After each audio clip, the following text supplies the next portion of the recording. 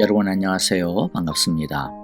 하나님의 은혜가 넘치는 매일 예배, 하나님의 기쁨이 넘치는 매일매일에 순종하는 믿음의 길들이 되시기를 간절히 기도하고 바랍니다.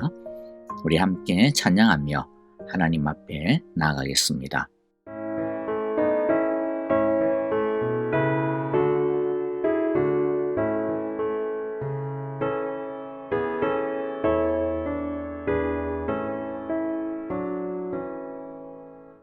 고통의 멍에 벗으려고 예수께로 나갑니다. 자유와 기쁨 베푸시는 주께로 갑니다. 병든 내 몸이 튼튼하고 빈곤한 삶이 부해지며 죄악을 벗어버리려고 주께로 갑니다. 낭패와 실망 당한 뒤에 예수께로 나갑니다. 십자가 은혜 받으려고 주께로 갑니다. 슬프던 마음 위로받고 이생의 풍파 잔잔하며 영광의 찬송 부르려고 주께로 갑니다.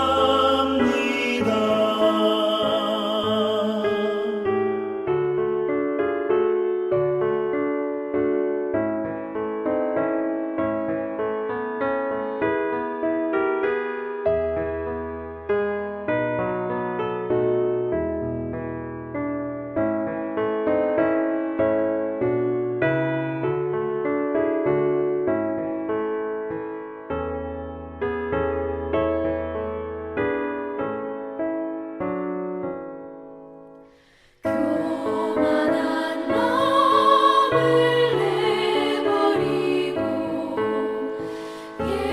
예수께로 나갑니다. 복 되신 말씀 따르려고 주께로 갑니다. 실망한 이 몸임을 얻고 예수의 크신 사랑받아 하늘의 기쁨 맛보려고 주께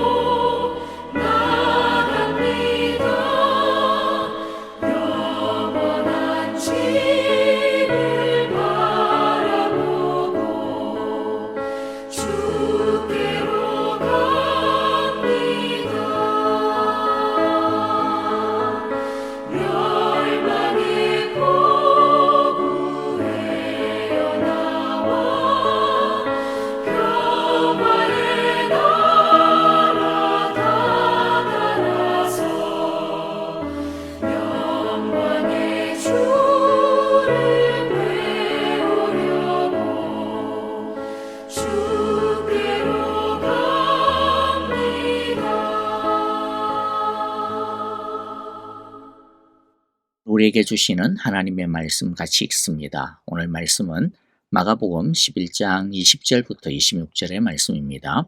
함께 한 절씩 읽겠습니다. 이른 아침에 그들이 지나가다가 그 무화과 나무가 뿌리째 말라버린 것을 보았다. 그래서 베드로가 전날 일이 생각나서 예수께 말하였다. 랍비님, 저것 좀 보십시오. 선생님이 저주하신 저 무화과 나무가 말라버렸습니다. 예수께서는 그들에게 말씀하셨다. 하나님을 믿어라. 내가 진정으로 너희에게 말한다. 누구든지 이 산들어 번쩍 들려서 바다에 빠져라 하고 말하고 마음에 의심하지 않고 말한 대로 될 것을 믿으면 그대로 이루어질 것이다. 그러므로 나는 너희에게 말한다. 너희가 기도하면서 구하는 것은 무엇이든지 이미 그것을 받은 줄로 믿어라. 그리하면 너희에게 그대로 이루어질 것이다. 너희가 서서 기도할 때에 어떤 사람과 서로 등진 일이 있으면 용서하여라. 그래야 하늘에 계신 너희 아버지께서도 너희의 잘못을 용서해 주실 것이다. 아멘. 자, 오늘은 예루살렘 입성이 있은 지 3일째 되는 날의 이야기입니다. 오늘의 내용은 믿음의 기도에 관한 것입니다. 믿고 기도하면 무엇이든지 이미 받은 것이라는 말씀입니다. 다시 말씀을 확인해 보겠습니다. 22절부터 24절의 말씀인데요. 예수께서는 그들에게 말씀하셨다. 하나님을 믿어라. 내가 진정으로 너희에게 말한다. 누구든지 이 산들어 번쩍 들려서 바다에 빠져라 하고 말하고 마음에 의심하지 않고 말한 대로 될 것을 믿으면 그대로 이루어질 것이다. 그러므로 나는 너희에게 말한다. 너희가 기도하면서 구하는 것은 무엇이든지 이미 그것을 받은 줄로 믿어라. 그리하면 너희에게 그대로 이루어질 것이다. 이 말씀은 예수님의 본 의도를 잘 살피지 않으면 아주 이상하게 받아들일 수 있는 위험이 좀 있습니다. 자칫 잘못하면 이것을 문자 그대로 잘못 받아들여서 그래? 나도 그러면 한번 믿음으로 산을 바다에 한번 빠뜨려 볼까? 이런 식으로 달려들면 아주 난감한 일을 경험하게 될 거라는 것이죠. 제가 어렸을 때 같이 신앙생활을 했던 한 누나가 있었는데 그 누나는 어렸을 때 소아마비에 걸려서 다리를 좀 절었습니다. 그런데도 참 상냥하고 밝았습니다. 하지만 다리를 저는 것에 대한 마음의 상심은 있었던 것 같아요.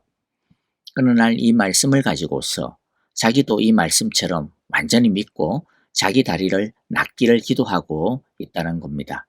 당연히 나도 그랬으면 좋았겠고 또 같은 중고등부 친구들도 다 같은 바람이었습니다. 믿음으로 기도하면 산을 들어 바다에 빠뜨릴 수도 있다라고 하는데 또 예수님도 많은 병자들을 고쳐주셨는데 이번에는 분명히 자기를 고쳐주실 거다. 그러면서 정말로 뜨겁게 간절하게 기도했습니다. 하지만 결과는 아무 일도 일어나지 않았습니다.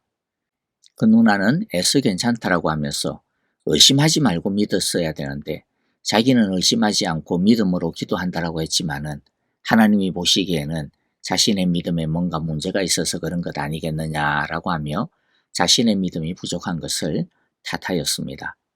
옆에서 보는 제 마음도 너무나도 속상했고 안타까웠습니다. 그리고 마음 한켠에는 아니 왜 이 말씀대로 분명히 의심하지 않고 믿음으로 구했는데 왜 기도한 대로 안 되는 걸까? 예수님이 거짓말하신 걸까?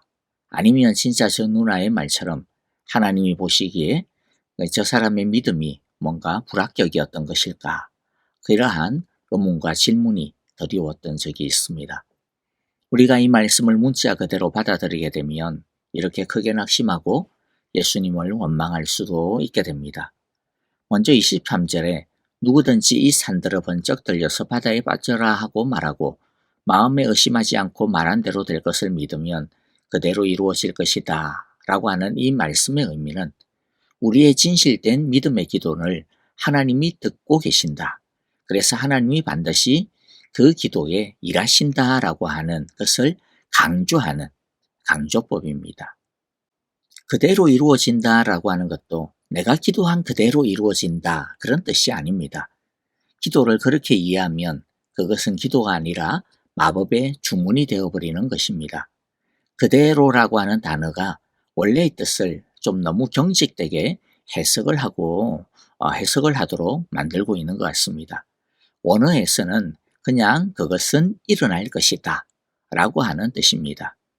그러니까 핵심은 우리가 믿음으로 기도하면 그 기도는 반드시 이루어진다 라고 하는 뜻이죠. 그런데 그대로라고 하는 말을 붙여가지고 해석함으로써 반드시 이루어진다라고 하는 것을 넘어서 우리가 기도한 그대로, 우리가 기도한 글자 그대로 라고 하는 그런 좀 어떻게 보면 의미가 뉘앙스가 상당히 달라져 버리게 되어져 버린 그런 좀 문제가 있는 것 같아요. 아마도 번역을 할 때는 반드시 이루어진다라고 하는 것을 확실하게 표현하기 위해 그대로라고 하는 말을 썼을 텐데 오히려 오해의 소지가 생기게 되는 그러한 해석이다 생각이 됩니다.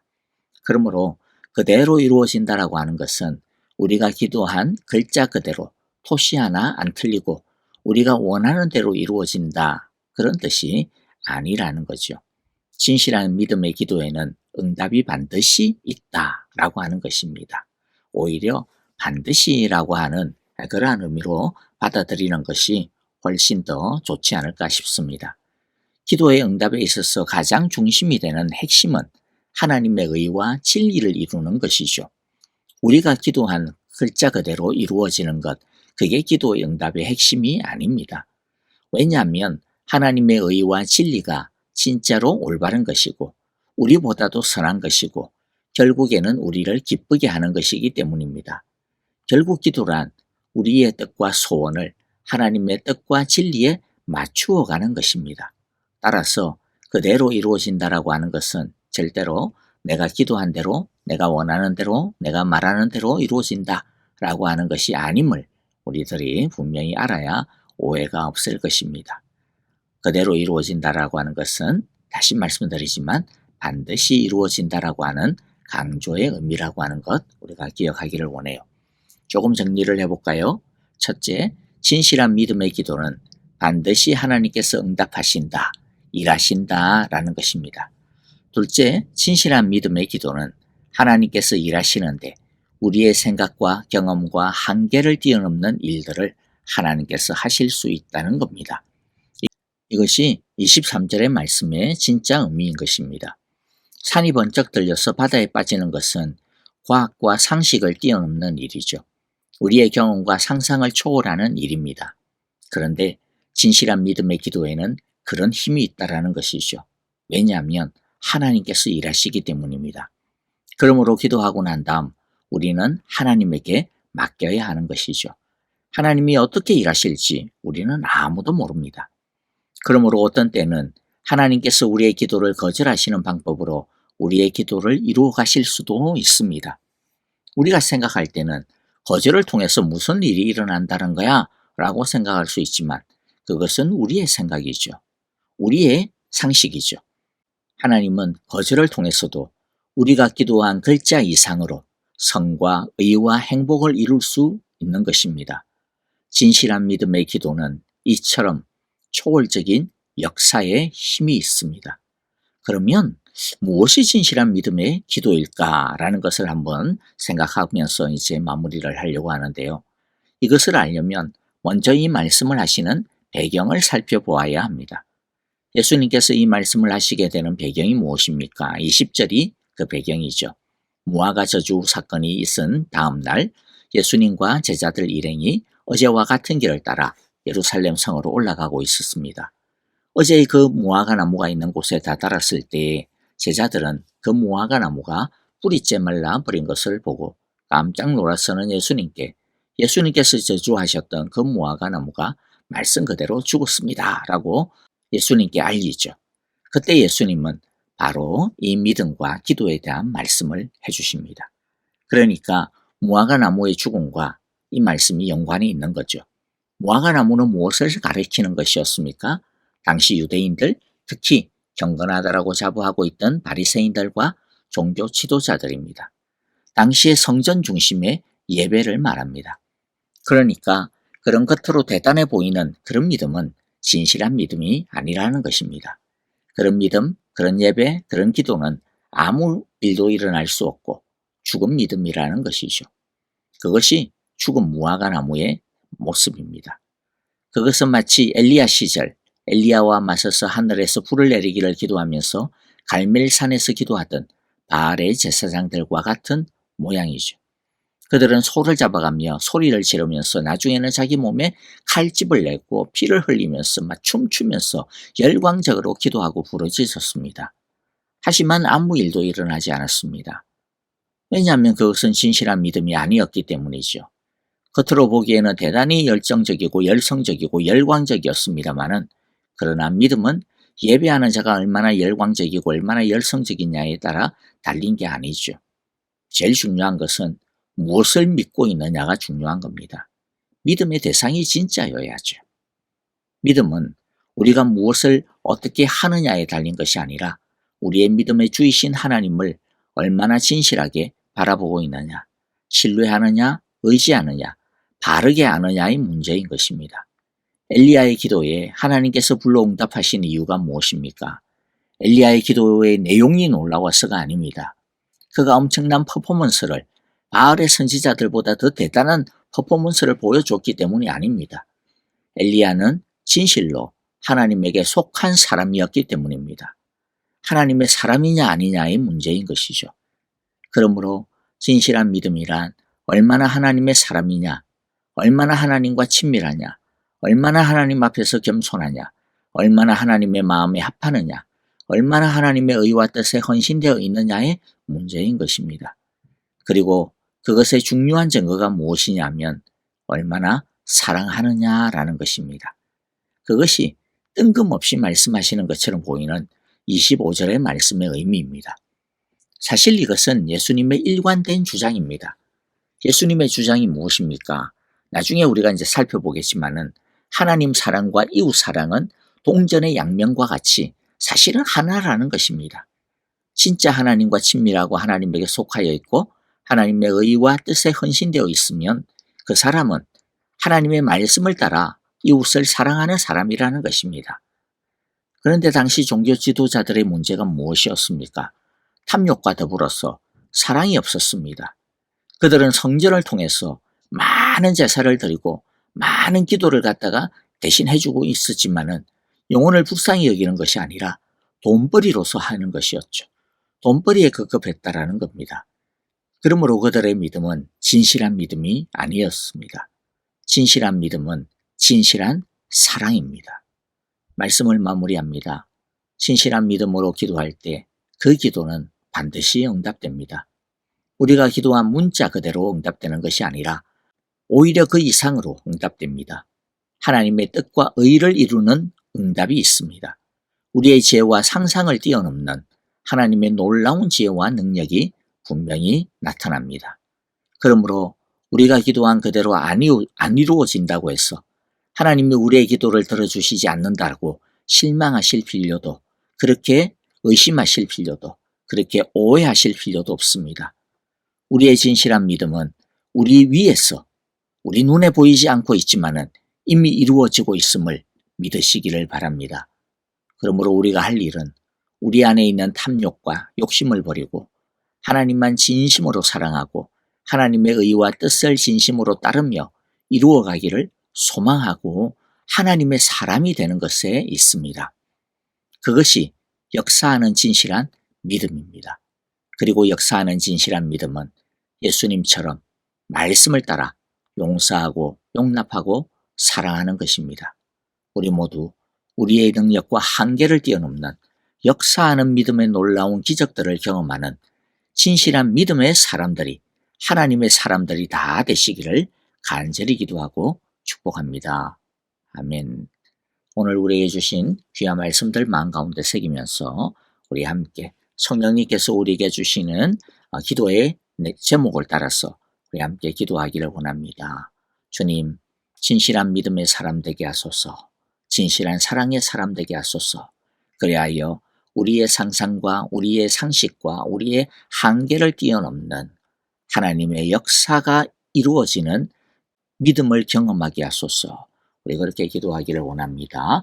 우리 교회를 위하여서 기도하고요. 성도님들을 위하여서 기도할 때 특별히 아프신 성도님들 위하여서 정말로 주님 진실한 믿음의 능력이 나타나게 하소서.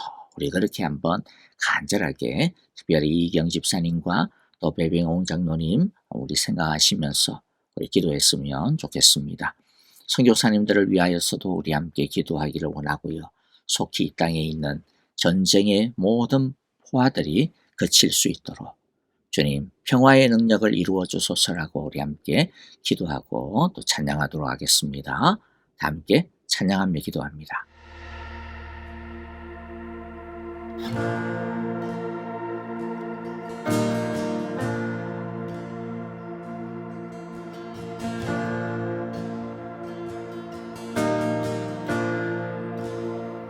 사랑해요 주의 자비 변치 않네 내 모든 삶 주의 손에 있네 난 눈을 뜰 때부터 잠들 때까지 난 노래해 주의 선하심을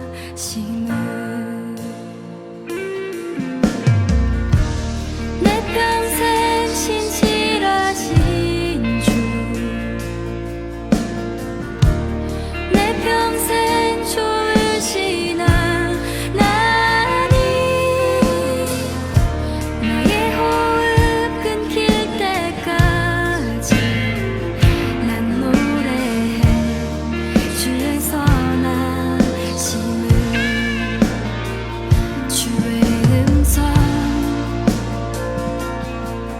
불 가운데 나린 너의 흑암에서 안위하시는 주님 그는 나의 아버지 그는 나의 친구 난 거하리 주의 선하심에 내 평생 신실하신 주 내 평생 좋으신 하나님 나의 호흡 끊길 때까지 난 노래해 주의 선하심을 내 평생의 선하심과 주의 인자하심 정녕 나를 따르리니 두려움 없도다 내 삶을 들여 주께 순복해 모두 드립니다 주의 선하심 인자함 나를 따르리니 내 평생의 선하심과 주의 인자하심 정녕 나를 따르리니 두려움 없도다 내 삶을 들여 주께 순복해 모두 드립니다 주의 선하심 인자함 나를 따르리니